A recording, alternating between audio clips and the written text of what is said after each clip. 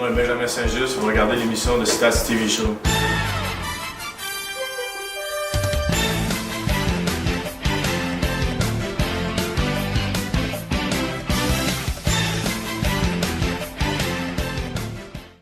And an offset eye behind him. See if he goes downtown for this one. He does. And it is intercepted. It's picked off by Ben St-Juste.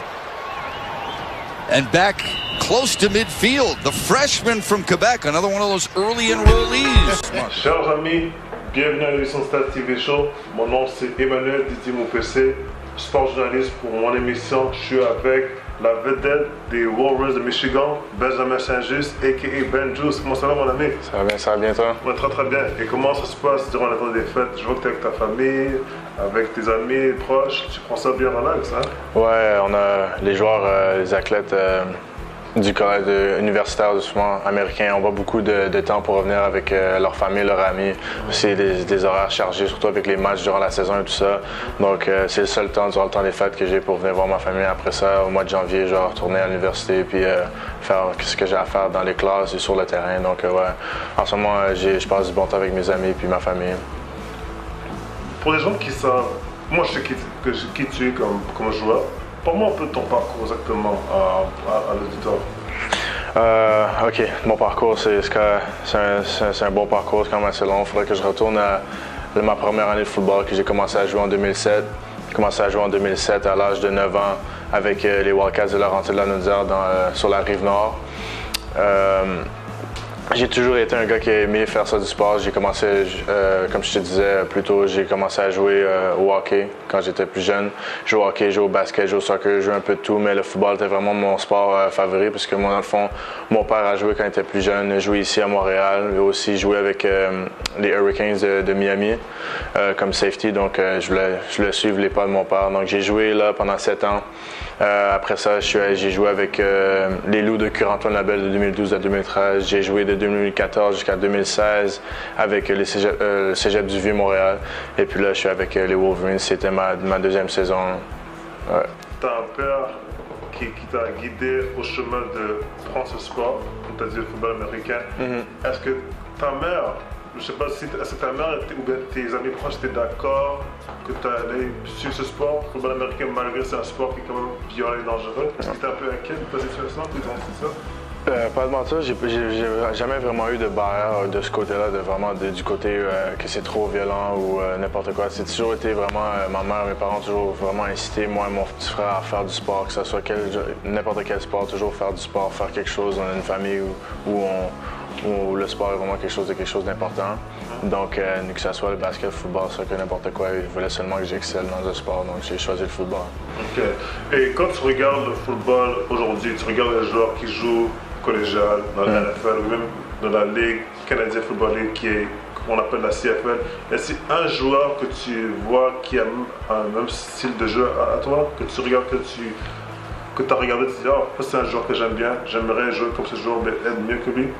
Je te dirais, pour ma position demi-défensif, si je regarde un autre joueur dans la NFL qui me ressemble vraiment, puis que j'ai regardé depuis que je suis jeune, je te dirais Richard Sherman, qui joue avec les Seattle Seahawks, qui est maintenant avec les 49ers de San Francisco, grand, 6 pieds 3, 6 pieds 4, 200 livres, même genre de corps, de type de corps, ouais. Et même style de jeu, comment on joue et tout. Donc, ouais, je regarde vraiment les genres de joueurs qui ont le même type de corps que moi, qui jouent de la même manière. Puis Richard Sherman, c'est un des joueurs que j'ai regardé depuis que j'étais joué.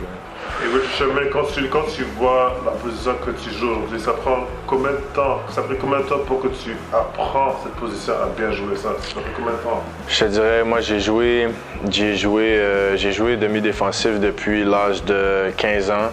Mais quand je me suis vraiment solidifié en tant que demi-défensif, c'est quand j'ai commencé à vraiment m'entraîner sérieusement. Parce que demi-défensif, c'est tout de la technique que tu peux courir vite, être fort, tout ça, mais si tu n'as pas la technique, ça va être plus difficile. C'est quand même une position assez difficile à jouer. Donc je te dirais en 2015, après ma deuxième saison au Vieux-Montréal, je me suis vraiment solidifié dans ma position avec ma technique. De pression à la ligne, tout ça, et puis comment analyser le receveur qui est devant moi et tout ça, ouais, c'est venu avec. Ça prend du temps, mais quand tu l'as après, c'est facile. Et c'est bien parce que c'est répétitif.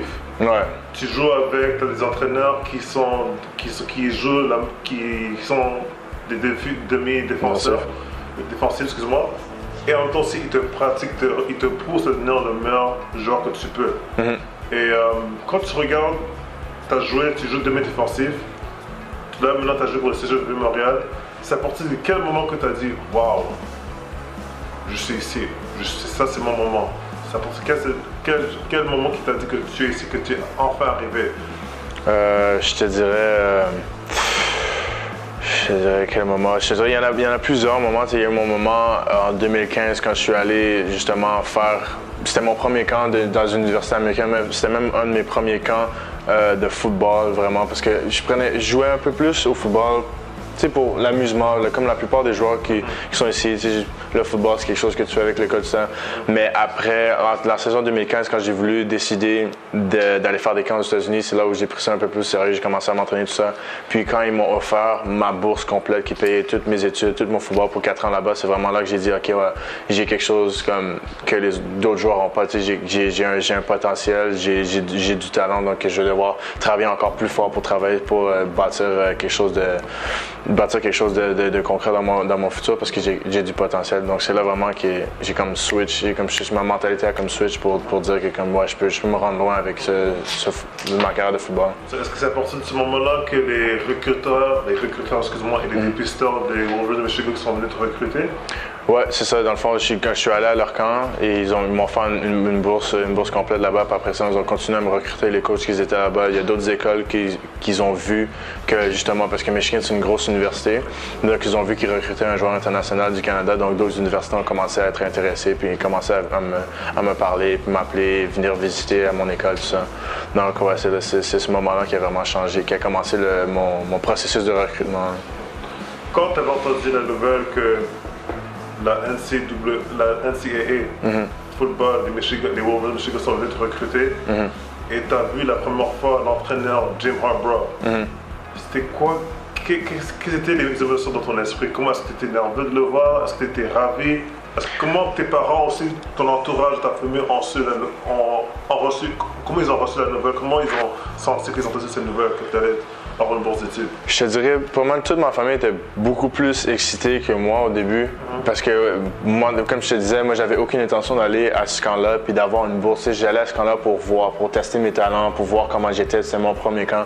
Donc, je m'attendais vraiment pas à avoir une bourse complète là-bas puis jouer dans cette équipe-là. Donc, mes parents étaient vraiment excités de tout ça, mais moi, comme j'étais plus retiré. J'ai analysé encore. Ça m'a pris quelques jours pour analyser vraiment qu'est-ce qui arrivait.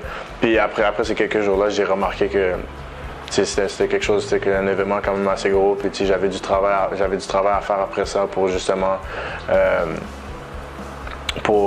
prendre tout ce que dans le fond comment je pourrais dire ça, pour faire le plus de cet événement-là, de cette possibilité-là que j'avais de jouer dans cette équipe-là. Donc ça m'a pris un peu de temps pour juste analyser dans le fond. Au début, j'étais plus retiré, je ne m'attendais pas à avoir une bourse complète là-bas. Mes parents étaient vraiment excités. C'est bien d'entendre une nouvelle comme ça parce que quand tu as une famille proche qui t'encourage à faire ce sport, que tu as un père qui joue aussi football aussi, comme toi, qui te pousse à jouer ce sport, ça te motive pas seulement physiquement, mais psychologiquement. Ouais. Tu sais quoi, je pense que je peux me rendre à ce niveau-là. Je pense que je peux aller plus haut que la NCAA, et même peut-être la NFL.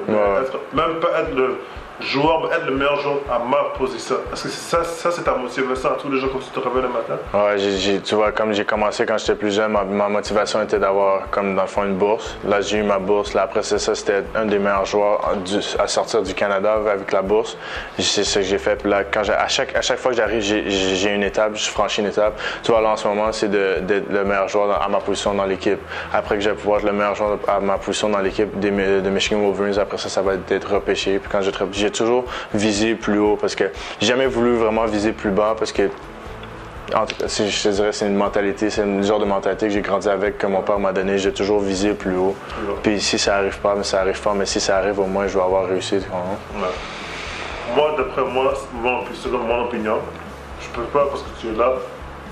Potentiellement, peut-être sur 10, je pourrais mettre 11, 12 à cause que tu as la capacité pas d'être le meilleur, d'être un des meilleurs de tous les temps si tu te concentres sur ça. Parce que la façon comment tu interceptes le ballon, comment tu es long, tu es très athlétique, il y aura toujours une équipe qui aura besoin de joueurs comme ça. Ouais. Pas seulement pour faire les séries éliminatoires, même peut-être aller pour le Super Bowl ou bien dans quelle équipe que n'importe qui va te repêcher. Et ça donne la capacité aussi que les joueurs avec qui tu as joué vont te donner énormément de confiance. Ouais. Qu'est-ce qu'on peut s'attendre cette année avec les Wolverines de Michigan, malgré que tu joues pas cette année à cause que tu as une blessure? Qu'est-ce qu'on peut s'attendre à l'année prochaine?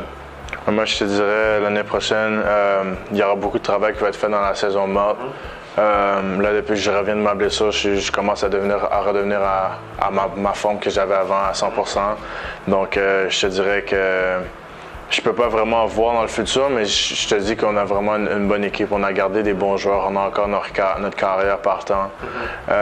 Pour moi, je te dirais, je vais faire la même chose que j'ai fait depuis que je suis là, depuis l'année passée. C'est travailler à chaque jour pour justement être un des meilleurs joueurs dans l'équipe. Et si tout se passe bien, bien, je devrais être sur le terrain toute la saison 2019 qui arrive. Si c'est ça mon but, je vais travailler pour. C'est bien ça. Et avant qu'on finalise l'entrevue, quel conseil tu peux donner à un jeune joueur qui veut se rendre à ton niveau, qui veut jouer un jour dans la NCAA football pour le Wolverines Michigan ou bien pour les Alabama, ou bien pour n'importe quelle équipe? Quel conseil tu peux donner? Je te dis, c'est quelque chose, quand j'ai commencé justement à faire recruter puis travailler tout ça, c'est quelque chose qui est différent au Québec des États-Unis. C'est que ici, dans le fond, le football, il n'y a pas beaucoup de gens qui réussissent à aller. Donc, c'est plus difficile de regarder, disons, autour de toi puis de dire, OK, lui, il a réussi, moi aussi, je peux le faire.